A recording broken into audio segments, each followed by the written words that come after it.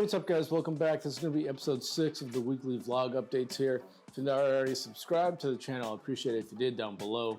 I actually have some content that's going to be coming up pretty soon here. I have a lot of stuff coming in. I have the CaTuned skid plate. It's like the engine radiator combination skid plate that's going to be showing up hopefully sometime this week. Tomorrow I have 5 Black Rhino Aliso machined rims, 17 by I believe 8. 0 offset, that's showing up tomorrow. I got the 5th Mickey Thompson Baja Boss AT. Just waiting on those rims now. I have some other stuff in regards to rims or wheels or whatever you want to call it coming up here shortly. Bullet Point Mounting Solutions is sending me out the 12 volt little accessory port, a MagSafe holder with the 7mm arm. I'm going to put that for the passenger so they can wirelessly charge their phone, because the factory wireless charging kind of sucks in a way if you need to use your device, because you can't really see the screen when it's charging down there. I don't use it personally. I don't think it's that great, but it is what it is. It's there in my truck and I have it. So on top of that, I got some news in terms of bump stops. So I've been using the Wheeler's, I believe, Super Bumps, and I cut about 1 inch off of the bump stop to kind of get as much travel as I can before it bottoms out the bump stop, etc. Things like that, because initially I wasn't really getting the full travel out of my suspension. My bump stop on my lower control arm was actually limiting my up travel by about, I'd say 1.5 inches, like 1 inch to 1.5 inches. So I trimmed off about 1 inch, but now I got some awesome news in terms of the bump stop stuff. There's a company called Perry Parts. They make 3D printed bump stops, and I don't know all the actual details of how they're made, but I do know this is, I believe, like their 2nd or 3rd iteration of these, because they've improved them a lot since the initial design, and they seem like they're better than most bump stops out there. First off, there's not really any options for our trucks for the 3rd gen Frontiers in terms of bump stops. You have the Tembrins and some random ones in there, but I don't think Tembrin makes them anymore, as far as I can tell from a bunch of manufacturers and vendors. It seems like they pulled them off of the site. So anyways, with that said, yeah, so Perry Parts, I'll go through it real quick here. Let's see. They're obviously an American-based company. They're based out of New Hampshire. So yeah, Perry Parts. It's a former Apple engineer that, it seems like there's a lot of these guys now that are former Apple engineers that are starting to get into the off-road scene. Guys that have been there, done that, done a lot of stuff with the engineering aspect of things, and they know how all that stuff works, and now they're transferring that knowledge into something else that they're passionate about, which is pretty awesome to see. So yeah, they're 3D printed bump stops. This is the 2nd iteration right here, and this one they use injection molding granules. It's 510% max stretch, 45.3 MPa tensile strength. It's 2.5 times improvement. I don't even know what that stuff means. But yeah, so long story short, they have like little mini air pockets, and it's, I guess, like a gradual bottom out. I don't know how else to explain it. I know there's a word, I just can't think of it now. So yeah, I have those coming tomorrow. I'm gonna install them on the truck. I believe I'll be the first Nissan Frontier, or at least the 3rd gen Frontier, to throw these on there. I'm trying to remember if he's sending me rears also. It might just be the fronts to test the fitment out and stuff like that.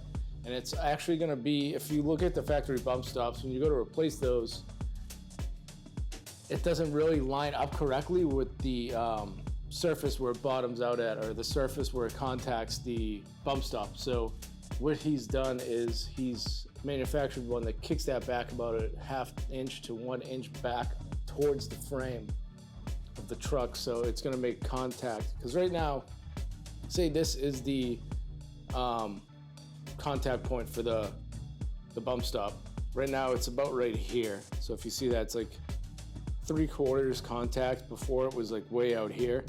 So with that inch to inch and a half in, it's gonna bring it here and it's gonna make contact just like the factory one did. But it's gonna be a lot smoother engagement. That's what it was, a digressive or something like that, I think, type of bump stop, where the first like portion of it's like softer. As it goes down, it's stiffer. So it's a gradual bottom out. So you're not gonna be like, oh shit, like, you know what I mean? Like, you're not really gonna feel it that much. So yeah, anyways, I'm not gonna talk about that too much because I don't know a ton about it. Once I get it, I'm gonna reach out to Perry Parts and get more information on that. I'll make a video specifically on that, and I will release that once I get the okay to release that, stuff like that. I just thought I'd give you guys an update in terms of that stuff, because there is a lot of things going on that I haven't been posting about. And on my Instagram, I was gonna stop posting a lot because I was getting burned out trying to do like 2 to 3 posts every day, and I realized like there's no point. It's just like adding unnecessary stress into something that's supposed to be fun, because I'm not really doing this for a job, so why am I gonna make it into a job, if you know what I mean? So I'm gonna start kind of maybe once a day, if I can't post something like every day, then I'm not going to. I'm not gonna go out of my way to try to make time to post something, if you know what I mean. Like, this is not that important. It's not that important at all, honestly. Like, I'd be better off allocating time into other things like working out again and things like that. Now, that said, I'll just maybe once or every week or so, or every other week, I'll go out, take some pictures of the truck, things like that, and then on like a day where there's nothing really going on, I'll sit down and just go through the photos, delete ones that look like crap, and edit the ones that look better, etc., like that. And that's gonna be where I'll get my content from, basically. And then, like I said, I have a bunch of stuff coming in for the truck, so once all that stuff comes in, I'm gonna have the bullet point mounting solutions content stuff coming out. That's gonna be interesting. I'm also gonna mount the aux beam in a way that I haven't seen done, but I don't think they've said how they've done it. So I'll show you guys how I'm gonna do it. That'll probably be like a 15-minute video. The wheels from Anthem, the ones that didn't fit my truck, supposedly they fit the 2nd gen Frontiers, not the 3rd gens. They haven't test fit them on the 3rd gens. But anyways, with Anthem, as far as I'm concerned, our partnership / ambassador thing is done. It's not really gonna work out, and there's nothing bad I have to say about them. I mean, they were good to an extent, but maybe I'll get into that later on in a different video or something. But yeah, I mean, it is what it is. Shit happens. You can't really prevent things like that, unseen circumstances, etc. So as soon as that happened, I reached out to them, back and forth, some communications happened. And right now, I guess, I'm keeping the rims or wheels or whatever you want to call them, but they're not going to fit my truck. And supposedly, like I said, they fit the 2nd gen Frontier. So if that's the case, and you have a 2nd gen Frontier and you're watching this and you want some wheels and you live in the Northeast, dude, just message me. I'll give them to you for like $200, maybe free, who knows? It all depends. But yeah, I have no need for them. So like I said earlier, I got the 5 Aliso machined Black Rhino wheels, which Black Rhino actually discontinued, so I scored those at an insane price that I'm not gonna mention on here because it was that low. So I got those, but then it gets even better. The timing is always so crazy with this type of stuff. So the company Dx4 that makes wheels, they messaged me last night on Instagram saying like, hey, we like your content and we got some stuff coming up for Nissan, a Nissan platform wheel, and we need someone with a Nissan to maybe work with us. And they offered me I'm just gonna be out right here and with you guys. They offered me a fully sponsored wheel setup, I'm not sure what that entails yet. I messaged them back, waiting to hear back from them. I dropped them my email and stuff because it's just easier to talk about that stuff via email than it is on social media.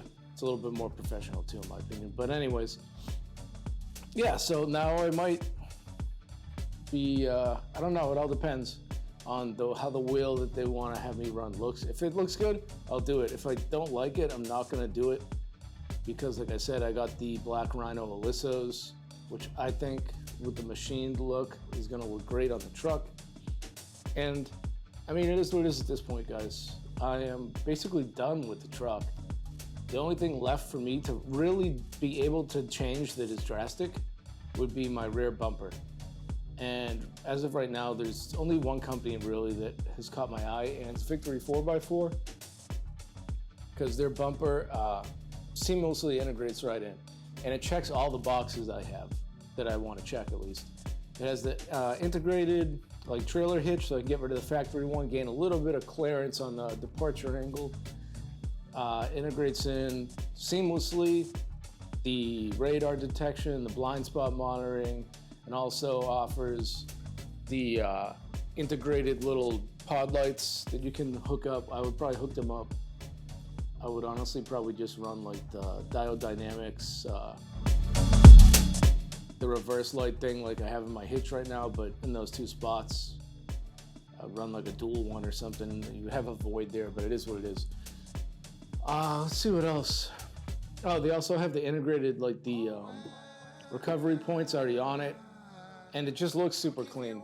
I mean, you could do Desert Run or Offroad. That's a good option too. I like supporting small businesses, and theirs doesn't look that bad.